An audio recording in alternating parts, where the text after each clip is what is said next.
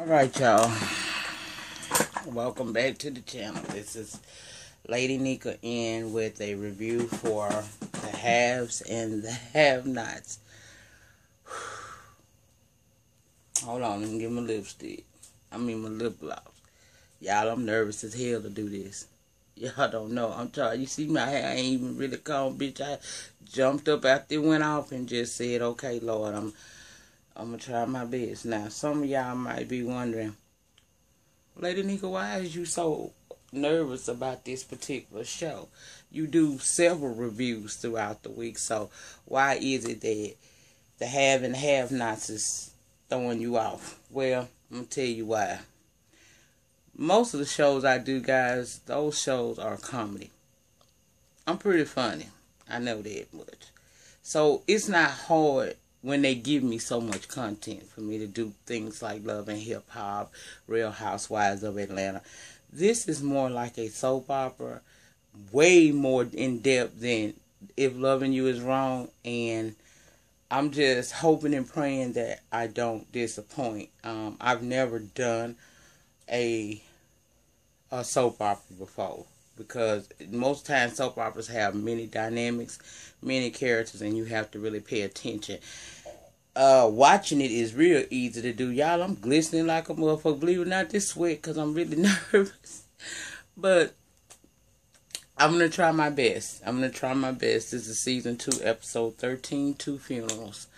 And I don't know how long it's going to be, because I'm going to try to go through everything. Now, before I start, I want to let you guys know that right as this show was about to come on, a thunderstorm came through Shreveport, Louisiana, and I have Dish Network, and for reasons unknown, y'all know what happened. That motherfucker started saying searching for satellite signal, and it said it for like maybe 15, 16 minutes into the show, so I didn't see everything, and I want my review to come out tonight so everybody can go on and blow on my ass and talk about how bad this was, so I get it over with. I didn't want to wait till in the morning and try to put a review up for this show, so I'm going to give you what I got. If I miss anything, it might have been in them first 16 minutes, because I did not catch it because the weather got bad and then the dish went completely out, child. I don't know. But it did pop back on. Well, when I saw it, it popped back on as Veronica was sitting outside her house as it's on fire, sitting there, smoking her cigarette, looking like she was giving me way next hell. You know how old girl looked when she found out old boy hadn't cheated on her after all them years of marriage, and he was leaving her for a white woman, and she went crazy and put all this shit. You know how she was after that? That's how she was giving me. And David comes out the house, you know, gasping for breath and everything, and she admits that she did it.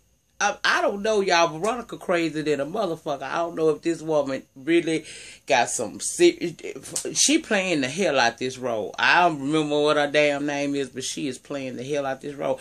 And she said she warned him not to come home. She was sitting there with her shit burning down. I told you not to come home. Well, basically what we find out in that episode, in that particular scene, Veronica really is crazy, because this bitch, she done set her house on fire and burned it down to the ground. Meanwhile, her husband, she was trying to do a burning bed, because that man was in there asleep when she went to sprinkling that damn alcohol, that damn gasoline around his ass and set that house on fire. Well, next we see Jim talking with Maggie, and Catherine's in the room, and basically what they're doing is they're trying to prepare themselves press-wise for the funeral the following day for Amanda. Jim telling Maggie that he want to keep the press away as much as possible, but being that he is who he is in the city and stuff, and then that he is running for elected office, oftentimes she's seen where, funerals and things of this nature turn into a circus, and what she's there to do is make sure that she minimizes that as much as possible. So she trying to look out for them, make sure that everything goes smoothly and, with as much dignity as possible. Wyatt walked in while they was talking to, and everything. And apparently her nipples was hard because he made mention of them. Baby, these some crazy people. I tell you, y'all think, let me tell you something, side note. Believe it or not, a lot of rich white people just like these criers. You be surprised at what go on inside them closed, pearly ass doors that they have over there in them white folks neighborhood. Trust and believe, I live right up on them many a times, and child, they get out like this. But he came in there and he was, trying to basically flirt with Maggie, and she wasn't really trying to hit that shit. But he also came in there and asked for his keys, and Catherine tell him that, you're not finna get behind the wheel of no car. And he said, okay, I'll call a cab then. And Maggie gets a call at that time, and she cuts off the phone and tells Jim and Catherine that there's been a fire at the Harrington's house. So next we're going to see Hannah showing up at Candace's apartment. Now remember old boy that she met down in the lobby, the one that got, obviously he got some kind of money or something. She thought he was a police officer undercover at first trying to bust her, but as we went on with the flirts and stuff, she realized he wasn't no damn cop. He just was a motherfucker with money that wanted to holler at her. And Candace loved them kind, because not for nothing, she's our resident ho. And so she's showing up there and she telling him, she asking her, have you seen Quincy? Because he got little Quincy with him. Well, that immediately sparked Candace motherfucking, spidey senses, because that's her son. And she hasn't seen him in quite some time. And I think it's because of Quincy that she hasn't seen him. But she's saying that, she hasn't been contacted by Quincy yet, and she hasn't seen him. But Candace is worried now because Hannah let her know that he got the little boy and, treat him kind of bad and shit. So I really need to try to find out whatever it is that so that we can try to get, hold of this child and get this boy out this man custody.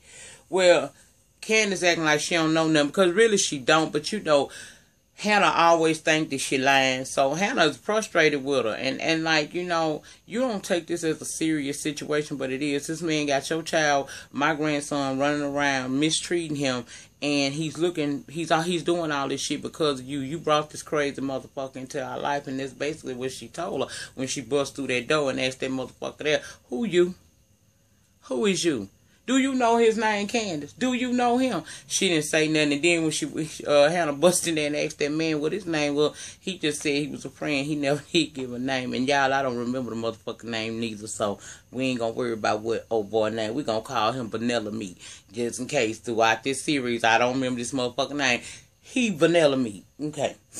Anyway, she busted in there. She asked him that. And, he basically gave her that generic ass answer, and Hannah asking her, all the shit you done been, what's wrong with you? You don't realize what you doing to yourself. And Hannah frustrated with her, so she walks off and leave her in there. Well, I guess the severity of everything that's been going on finally hit. I almost said the woman real now. I finna say Tiki.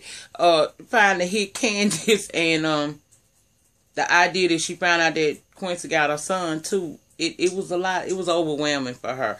And, Candace tries to be Miss Strong Woman all the time. I can identify with Candace on that. You're always trying to be that strong person and not ever showing the signs of weakness, because in your past, people have taken that weakness as a sign. They've taken your weaker moments to equate to you being a weak person, and they try to get over on you when you're in a vulnerable state. And Candace is one that doesn't like that feeling, so she really about to break down, but old boy is advancing on her, trying to find out what's wrong with her. Is she okay? Because he sees she's visibly upset, and what winds up happening is he winds up holding her. And sometimes that's what we need. I can't tell you how many times I could use a good hug, sometimes just to feel like somebody give a damn, because if I didn't have this channel and y'all, sometimes I don't know what I would do, for real. Well, we see Benny arrive at home, and Hannah is asking him where he went. Now, if y'all remember from when we went on break, he left out that door looking for Quincy, because Quincy had hit Hannah when he came there trying to use the little boy Q as, you know, leverage for her to tell him where Candace was, where she tried to stop him from leaving with the baby, and he wound up slapping the shit out of her, and apparently she had a bruise, and when Bennett saw it, he went ape shit crazy, because, you know, he loves his mama. So, you know, he's finally making it back to the house. Now, he done went to jail. He done whooped that ass and went to jail and everything. Veronica done got him out. He done freaked the fuck out of her and all that. I'm just doing a quick hit y'all up right quick. That's the fuck happened. But anyway, he arrives at home the next day, and he tell her that he beat Quincy's ass. And Hannah saying that, you know this man gonna come back here trying to retaliate because he crazy. And Benny like, well, the motherfucker bid not. He best not to. Because if he do, I'm prepared for that too. And he telling her that he apologized to her for wrecking her car. Because, you know, remember the last, when they broke off, that's how he caught up with him. He found, the homie told him where Quincy was located at. He went and staked out the place, waited for Quincy to come out of wherever it was he was in. And when he got out, left out of there, got in the car and took off, he slammed into Quincy car with, I don't know what the fuck that is, y'all. I think that is a fucking mosquito. I thought it was safe because it done stormed I just wanted a little air. And I might have a mosquito issue, but whatever, y'all. Anyway, he slammed into Quincy's car with the car that he had bought from the Erica girl, mysterious Erica, for the Lolo, for his mama, where he used that car to run into him, knock him off balance. He jumped out the car, he whooped his ass, and they both went to jail. That's what the fuck happened. But he's telling him, he apologizing to Hannah now because he gave her that car and then he wrecked the motherfucker. And, she don't really give a fuck, because I don't think Hannah gave a fuck about that car. But she looked out the window and saw a car and asked, how he got there. Now, she recognized that car. She know because she worked for the Criers that's Veronica's husband, David car. But he tell Hannah that Veronica got him out of jail last night and that she gave him that car. And Hannah's telling her, well, that's her husband car. And she trying to convince Vinny not to do no more than what he done already did. Now, let the authorities deal with the situation. Don't try to do no more, because I already almost lost you once. I don't want to take a chance on something else happening to my son. This boy is crazy. So if you keep coming for him and trying to deal with it outside of the law, somebody gonna get hurt. Well, Benny lying, saying that he ain't gonna do it, talking about he tired. At first say he ain't gonna hit, but then the motherfucker started talking about he sleeping and all that shit. And she started asking him, please don't do it. Don't do it. And he's saying that he ain't gonna do it, but we all know motherfucker gonna do something because he hard-headed. Well, that's where we drop off on them for a minute. Now we going back to the Harrington's place, okay?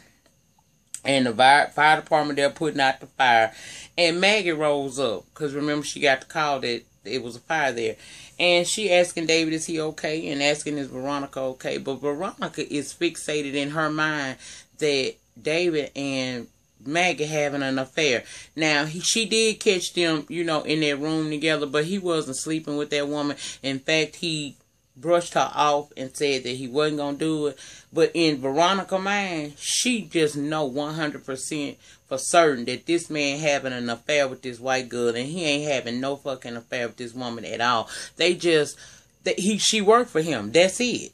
I think she like the campaign manager or some shit like that, some PR person, something. But they not sleeping together, but you can't tell Veronica this, so she get to talking about she knew that the girl was going to come and check on her.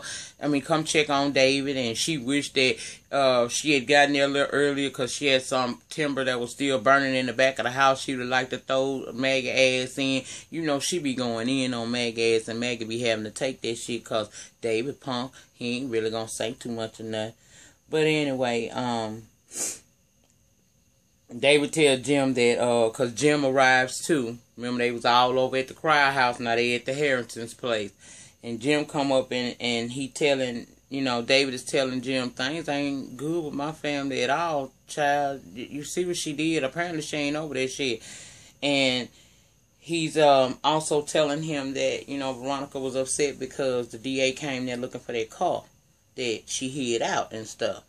And she feels that he did it. but he not the one that told anything on her.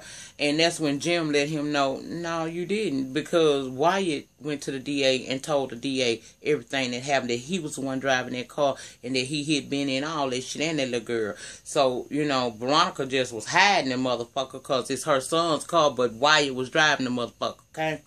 So, Jim telling him after tomorrow, once the funeral is over, I'm going to deal with my son, because this is a part of stuff you shouldn't have to deal with. This is coming from my end.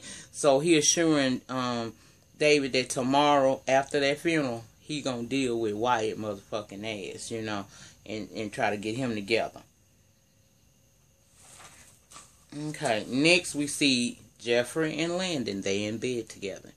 You know, Landon got a big love Jones for him, some Jeffrey, but Jeffrey is in love with Wyatt. Wyatt is straight. He's a straight male.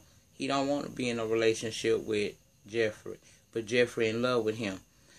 And I guess they had did what they do, you know, had got them a little, you know, sex time in, but Landon was feeling some kind of way. Y'all know how it is. Hell, it ain't no different than when it's two heteros.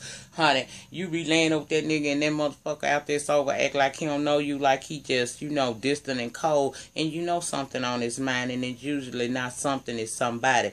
But that's what he's doing to Landon, and Landon was like, man, look, you know, I can tell that your mind is somewhere else. I don't know what's going on, but you can talk to me and tell me what's going on. And that's when Jeffrey told him that he was in love with a straight person.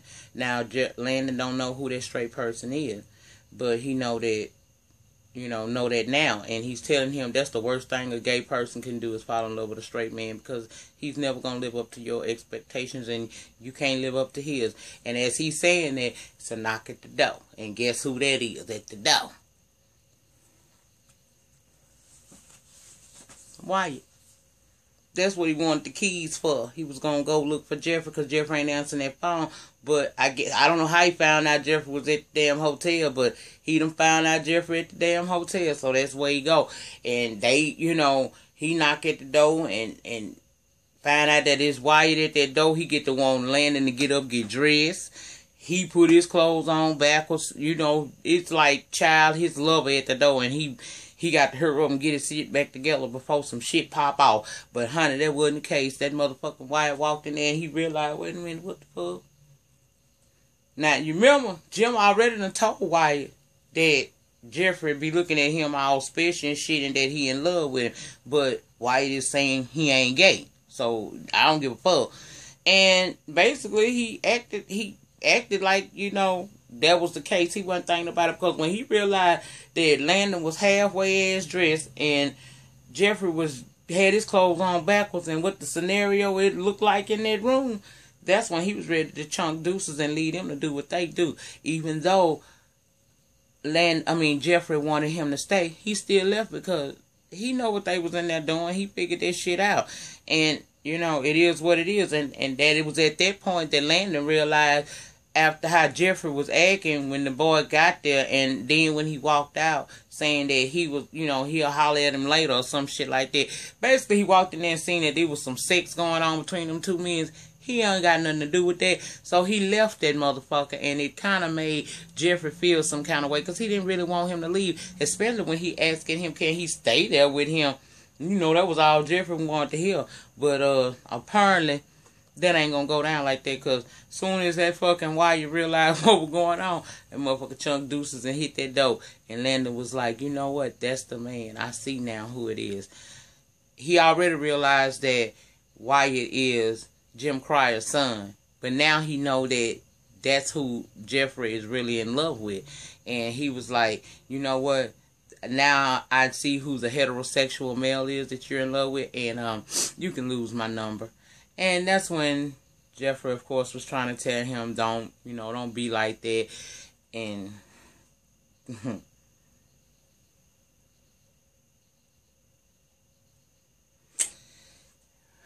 Landon wasn't really feeling that shit. He was probably like how I'd be like, bitch, gone with the motherfucker you want to be with. But anyway, he was trying to get him not to leave out the room, because, you know, Landon got in his feelings saying he finna roll out. And a phone call come through, so he tell him, hold up a minute, let me, answer this, but don't leave. And it was David telling Jeffrey that it had been a fire at their house, and he lets Landon know that too. Alright, we're going to go back to the Harrington house as it's burning down. Here come Miss D.A. bitch. Now, Miss D.A. bitch ain't there because she give a fuck about nobody. See, Miss D.A. bitch had been there earlier during the day trying to serve a search warrant to find that car. So now she's there saying to Veronica and them that she feel like it could possibly be suspicious that the house caught on fire. Like perhaps they were trying to get rid of some evidence. Of course, that pissed Veronica the fuck off. And Catherine is there too. She asking like, what you mean by that? What you trying to say? And that's when Miss Veronica jumps up and say, well, David told been talking to the DA. And that's when Jim let her know. No, it was not your husband talking to the DA. It was our son. Wyatt is the one that called and confessed to the damn DA. Your husband didn't do anything. And she got this booty look on her fucking face now. Cause, bitch, you done started all this shit thinking this man had did this shit. And he ain't do shit to you. He did not send the DA to your house to do shit. That crazy ass Wyatt did it. Trying to get back at his parents some kind of odd way. Which I don't understand how the fuck you telling gonna really hurt your parents. Because, ain't much gonna happen to them. Really, you the motherfucker that's gonna go to jail. Sitting up there looking like a big old batch of sweet and sour chicken. You ain't ready for no motherfucking real jail, but alright then. But anyway, child, Veronica having a car coming to get her, say she gonna stay at a hotel and stuff. Let me see what else happened. She tells David that their kids are out of control and that she gonna deal with Wyatt, and he just basically looked at her because, see, at this point, it's becoming more and more evident that Veronica disturbed in the head. And she don't know this shit. Well, she's sitting there saying that she's gonna, deal with him and shit and the kids out of control. And he told her, hell no, you out of control. And at that moment, Jeffrey arrived at the place. And Veronica got attitude because remember before the break, he told her he didn't give a fuck about her. He basically called her everything that David had called her that set off in that damn hotel lobby at that bar. He called her delusional, crazy, simple. I don't think the only thing he didn't call her was a bitch. But he called her everything else. And she in her fucking feelings with him. Plus she mad because she do not want him to be gay. She want to beat that out of him. And that's what she had enlisted Quincy to do, to beat the gay out of him. If there's such a thing as beating the gay out of one. This bitch really homophobic and retarded. Well, anyway, she ignored her son asking her if she alright, gets in the car, and she roll off to the hotel room. And of course, by now, Jeffrey know how his mama is.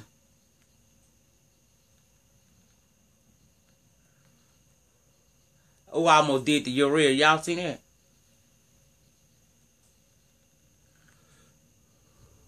That's what my boy Spilling the Teas be doing. He have a lot of smoke. This just a small one. I don't have all that smoke. Plus, I can't put all that shit in my lungs. No way. But anyway, child, Jeffrey asked him, did mom do this? And basically, David ain't got no choice but to go ahead and tell the truth because they know that something wrong with this bitch. So he tell him, yeah, and she cuckoo for Cocoa Puffs. Yes, she is. Well, we're going to go back to the hotel and Candace there, and she done got dressed and everything, and Vanilla Meat laying there in the bed still. She waking him up, telling him he need to get ready to go. Basically, what Candace doing is getting ready for the funeral because she going to Amanda's funeral. And she telling him that he needs to get up and get ready to go. Well, dude is asking her, can he spend some time with her? Will he see her later? And she basically acting like he a John, but this man ain't trying to be no John to you. She find it strange that a man would lay next to her all night and just merely hold her and not try to sex her. Well, he letting her know, not all, although that ass is, I like that ass that I see. Last night you needed a friend more than you needed some dick. And that's basically what he told her. He said, you need to learn how to be able to accept a friend when you see one coming for you.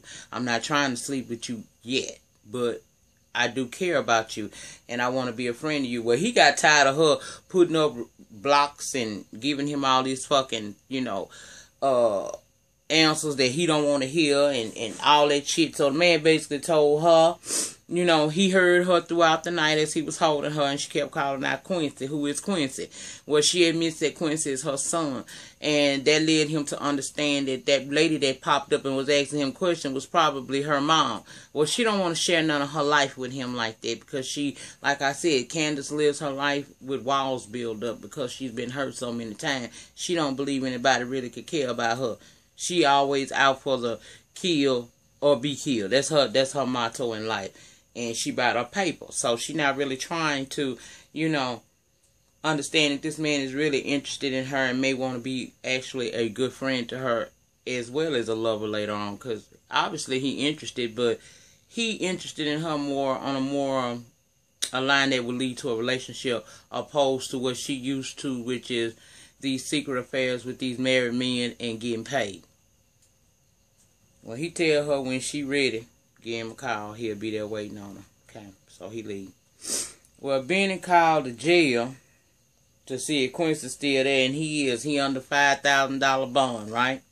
And Hannah comes in the room, and he telling her that he was watching the news and seeing that the Harrington house burned down, and a knock comes at the door. Well, they both jump. Now, he know that it ain't no Quincy at that damn door, because he just got off from jail. But Hannah don't know. She kind of concerned because she know Quincy crazy and the motherfucker came there once beating on the door. What makes you think he won't come back again? But it's Candace at the door. And he tell Candace that Quincy, and, you know, he tell Candace Quincy in jail, and she inquiring about her son, you know. And Hannah tell her she don't know where he is. You know, they need to try to get together and see what they can find out to try to get the boy, because he looked malnourished and stuff. And she also knows that Quincy mean to the little boy, which he is. That some bitch real mean to him, had him upside down and everything on last episode before the break and stuff. But she's saying that she may actually enlist the help of her boss, which is Jim Cryer. Candace looked at her and rolled her eyes, and y'all know Hannah be ready for confrontation with Candace ass, because she just tired of her. So she asked her, now I want to know what you roll your damn eyes at me for. Something I would ask, bitch, why you rolling your motherfucking eyes? You got a problem? And basically, Candace tell her, they don't care nothing about you. And she said, well, they don't care nothing about your ass either. And it's at that moment she noticed this girl got on all black, and she tell her, look, where you going? So she was like, she going to the funeral. And Hannah was telling her, you should not go to that funeral. Considering the history with that man, you don't need to be going around them people, period. And you were not really her friend. You know, they don't really recognize you, so don't go to them people. You know, don't go to that girl funeral with them people, you know, that man, wife, and everything. And that woman know you done been fucking her husband and shit. And she saying she going. And basically Hannah told her, like she always do, if you show up at that fucking funeral, it's me and you. And she walked on out that damn door. She wasn't trying to hit his shit. And so after Hannah walks out, Benny asks her for $5,000. Of course Candace got that money. Y'all know she got that $7.5 million from fucking Jim Cryer. She got coin to spend. She tell him, yeah, I'll give it to you when I come back from the funeral. And he like, man, why don't you just not go to that funeral? You see how it's gonna upset mom. Just don't go. Candace don't give a fuck. Candace gonna do what she wanna do, and what she wanna do is go to that funeral, and that's what she say she gonna do, and she'll give him that damn money when she get back from the funeral. Okay? So now we over at the Cryer's house, and we see Veronica and Catherine, and they just having small talk. And Veronica receives a call, and she walks off to go accept this call for a moment. And it's Benny, and he's apologizing to her for her house and offering to bring her back the truck. Well, Veronica told him he could have that truck. Now, keep in mind that this truck belonged to David. She don't give a fuck about David no more. So she done fucked this young guy, and now she done gave the truck away. He don't really want the truck. He ain't really thinking about her like that, because he knows she a married woman. Well, she telling him to keep it. After what they did, it's cool, you know. And she's basically soliciting dick for later on. I don't know what she got up her sleeve, but it's more than just having sex with him behind David back. It's something she want this boy to do. But yeah, and he's so gullible and stupid. He fall for the okie doke all the time. I've never seen such a good person be so damn stupid. I mean, that motherfucker stupid. This bitch talking about, you seen all the shit that I can do. What about all the things I didn't show you that I can do? You can't tell me you're not curious. And his libido got a little bit happy when he heard that. So he submitted to seeing her later on. And she said she gonna hit him up later on. Okay? Even though she married, he gonna holler at her later on.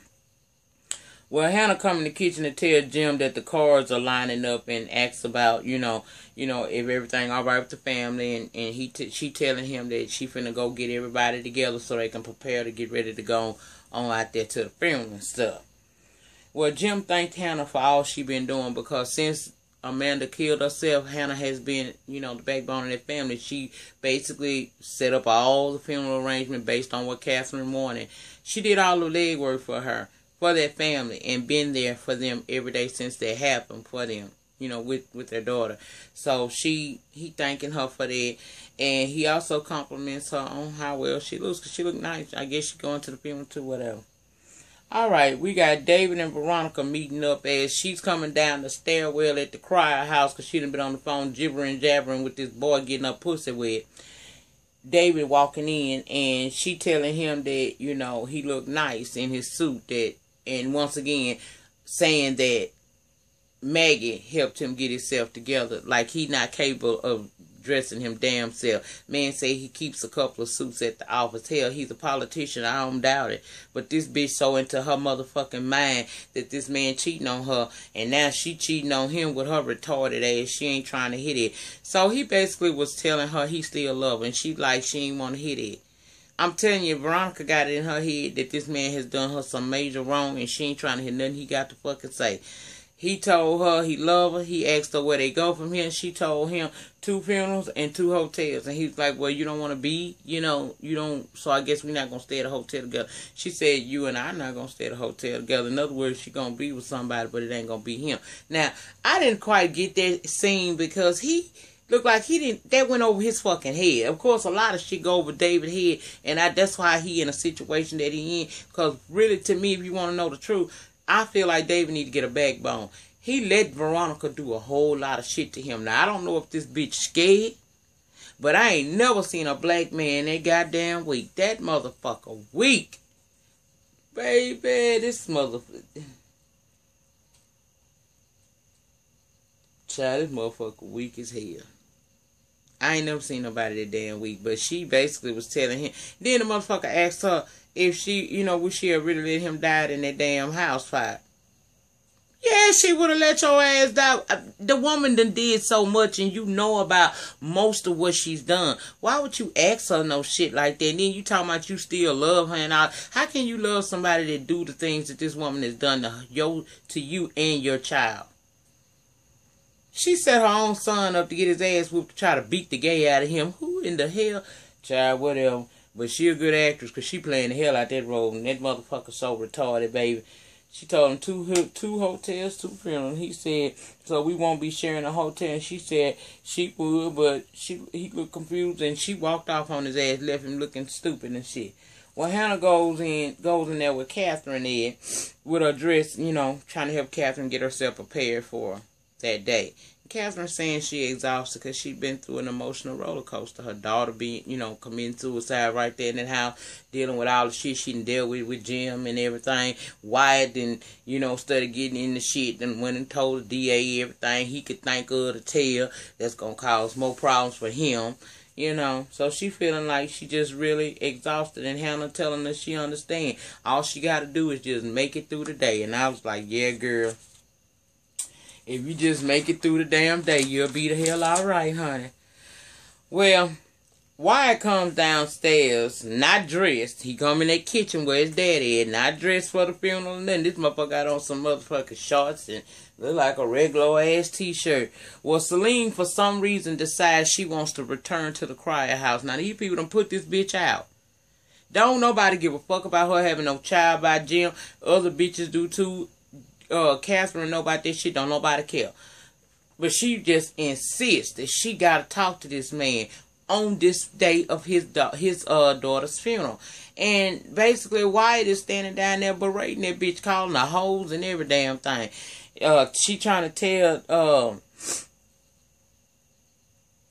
she asking Jim to talk to her, and Wyatt was making fun of her, talking about, do she always big like that? She always big like that? And he called Selena a hoe, and basically she slapped the shit out of him and asked Jim, why you let him talk to me like that? And Jim is basically like, Selena, why don't you just go on about your business, because I really don't have nothing to say to you. Baby, she was holding his face, talking about she need him and all that, she care about him. He said he was going to be there, and basically Wyatt was in the background telling her, girl, please, that man ain't never going to be there for you. He not going to be there for you. But what the catalyst that made Jim snap was when the motherfucker said, how you going to be there for you? He wasn't even there for his own daughter. Baby, Jim snapped, reached and grabbed that motherfucker with the beating that ass, and it took Hannah to come down them stairs and get that ass, get him off of Wyatt ass, because he was busting his ass up. Do you hear what I'm saying? He already tired of Wyatt fucking mouth. Wyatt, he don't want to deal with this bitch Celine. Bitch won't stay her ass away. She started coming around. And now they done got into it because he done said some shit based off what she was saying. She's saying that Jim said he'd always be there for her. And Wyatt was like, hell, he wasn't even there for his own daughter. Who you? And that was a good point. It really would. And so when Hannah come down there and break the fight up, he goes, Celine, he deserved it. First, everybody looking at her like, bitch, why is you here? But then you gonna say that the boy deserved to get his ass whooped on the day of his sister's funeral? She told her, nah, don't nobody deserve that with your crazy ass. And why are you here? And basically, she realized that she wasn't wanting, but she gonna tell him she gonna come back. That man was like, look, Selena, I don't have nothing else to do with you. I wish you just gone on about your life. Well, she trying to, she trying her damnedest to stay relevant in this man's life, but she might as well give it up. I don't know if she got anything on him other than them kids, which them kids don't mean a damn thing, bitch, child support, and he still ain't gonna fuck with you. So he take care of his kids and act like he don't even fucking know you, hoe. Children don't give you no fucking leverage. I don't know why people keep thinking they do. Well, anyway, why she sitting up there, she done finally carried her stupid ass on out the door, talking about she'll talk to him later. Man ain't even trying to hear her later, now, or in the past. He don't hear nothing else. He threw that pussy on to the next, okay? Well, Hannah there trying to clean up Wyatt's mouth, cause Jim done bust him in his shit for saying that shit about his daughter. And that's when, I guess, Wyatt decides to try to play, I'm going to reveal something else on your ass. So he started asking Hannah about her son. Now, we all know Wyatt hit Benny, and Benny was in that hospital about to die and shit. Okay? Hannah don't know that yet. So, basically, asking those little questions was like a prelude in letting his daddy know, I'm about to bust on your ass. I'm about to tell something yet again that you knew about that you didn't share. So Hannah feeling some kind of way because he asking all them questions. And then he ends it with, you know what I did, right? And she's, she was tapping him up real good, trying to take care of that lip. But then when he said that, she kind of get kind of concerned, like, what the fuck you mean? You asked me about my son. Yeah, he was in the hospital for a long time. Yeah, he all right now. But what have you done? And it go off there. But next week we're supposed to see what go on at the funeral and some shit with Veronica and them. All that old shit supposed to go on. This gonna be a pretty good episode. I mean, the remaining of the season. I'm gonna try my damnedest to do my best, Miss Latasha, to bring it to you. I don't know if you like this review or not. I tell you the truth, I'm very nervous about it. Like I said, I'm scared, y'all, because this is different from what I normally do. There's really, I can find a little comedy in here, but most of my reviews are centered around these ratchet TV, and they make it so easy for me.